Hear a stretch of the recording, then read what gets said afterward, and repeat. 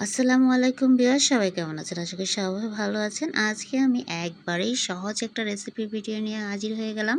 আমি যেভাবে লাউ শাক রান্না করি সেই ভিডিওটা আজকে আমি আপনাদের সাথে শেয়ার করব। লাউ শাক ভাজি যাকে বলে। প্রথমে আমি লাউ শাকগুলো খুব ভালোভাবে ধুয়ে নেব। লাউ শাকগুলো দেখলেন তো আমি কিভাবে বেছে নিয়েছিলাম।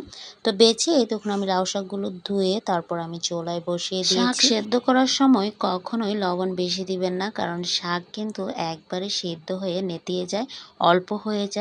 সেই জন্য প্রথমে সেদ্ধ করার সময় লবণটা অল্প দিতে চেষ্টা করবেন। কেটে নিয়েছি সিম আর আলু। আলু আপনারা ইচ্ছে করলে ছোট ছোট আলুগুলো চাকচাক করে কেটে নিতে পারেন। আমি যেহেতু বড় আলু নিয়েছি তাই এইভাবে কেটে নিয়েছি, আর নিয়ে নিয়েছি কাঁচামরিচ ফালি। তো শাকগুলো সেদ্ধ হওয়ার পর, কিছুটা সেদ্ধ হওয়ার পর আমি সিম আর আলুটা দিয়ে দেব। তো এবার আমি চুলা জ্বালিয়ে শাকগুলো খুব ভালো করে সেদ্ধ করে নেব। আজকে আমি পেঁয়াজ ছাড়া শাক রান্না করে দেখাবো। আসলে আমি পেঁয়াজ খেতে পারি না, সেই জন্য আজকের রেসিপিটা পেঁয়াজ ছাড়া। আপনারা কিন্তু ইচ্ছে করলে পেঁয়াজ দিয়েও এই শাকটা রান্না করতে পারবেন। আমিও সবসময় পেঁয়াজ দিয়েই শাক রান্না করতাম, খুব বেশি করে পেঁয়াজ দিয়ে রান্না করতাম।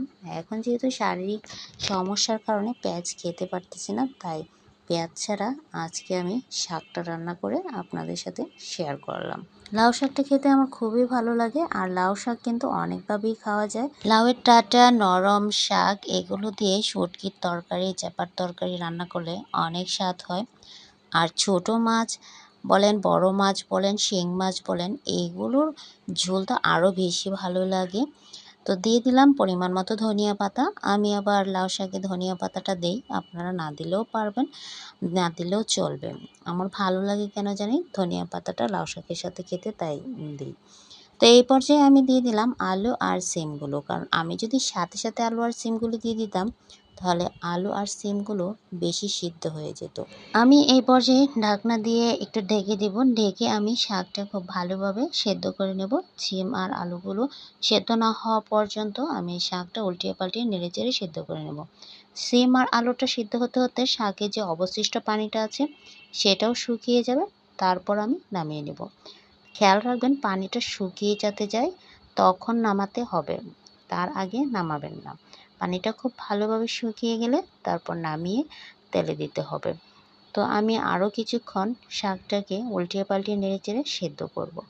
তারপর পানি শুকিয়ে গেলে নামিয়ে নেব।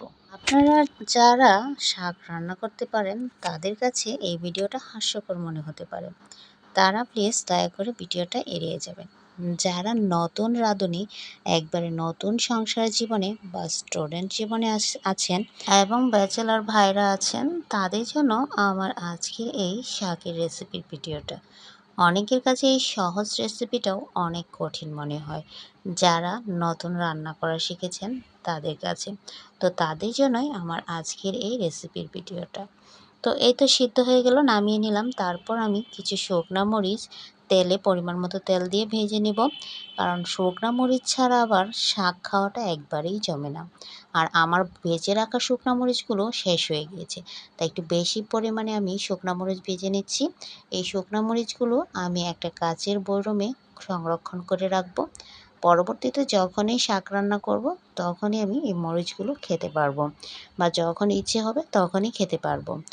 আর তেলে দেওয়ার জন্য আমি এখানে শুকনো মরিচ ছোটো ছোটো করে কেটে নিয়েছি, তারপর তেলে দিয়ে দিয়েছি। আর পরিমাণ মতো আমি শাকের পরিমাণ মতো তেল দিয়েছি। শাকে কিন্তু তেলের পরিমাণটা বেশি হলে শাকটা খেতে বেশি স্বাদ হয়। যারা পেঁয়াজ খাবেন তারা কিন্তু এই শুকনা মরিচটা ভাজার সময় এখানে আপনারা পেঁয়াজ দিয়ে দিতে পারেন, আর শুকনা মরিচটা না দিলেও চলবে যখন আপনারা শাকের সাথে পেঁয়াজ দিবেন। তো পেঁয়াজটা দেওয়ার পর পেঁয়াজটা হালকা বাদামি কালার হলে তারপর শাকটা দিবেন।